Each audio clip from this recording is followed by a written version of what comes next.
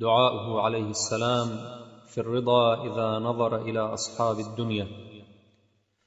بسم الله الرحمن الرحيم. اللهم صل على محمد وآل محمد.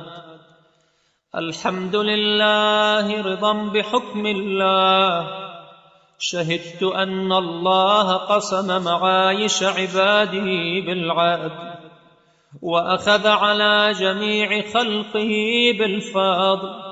اللهم صل على محمد وآله، ولا تفتني بما أعطيتهم ولا تفتنهم بما منعتني، فأحسد خلقك وأغمط حكمك.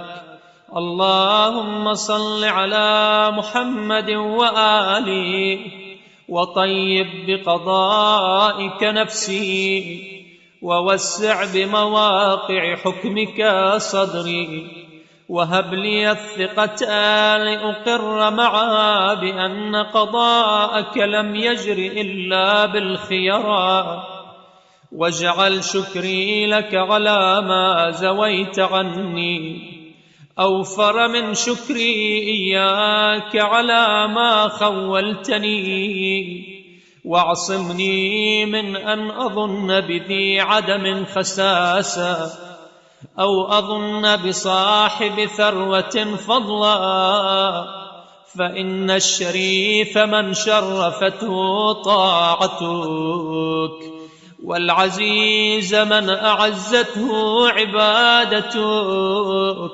فصل على محمد وآله، ومتعنا بثروة لا تنفد، وأيدنا بعز لا يفقد، وأسرحنا في ملك الأبد، إنك الواحد الأحد الصمد، الذي لم تلد ولم تولد ولم يكن لك كفوا أحد، برحمتك يا أرحم الراحمين.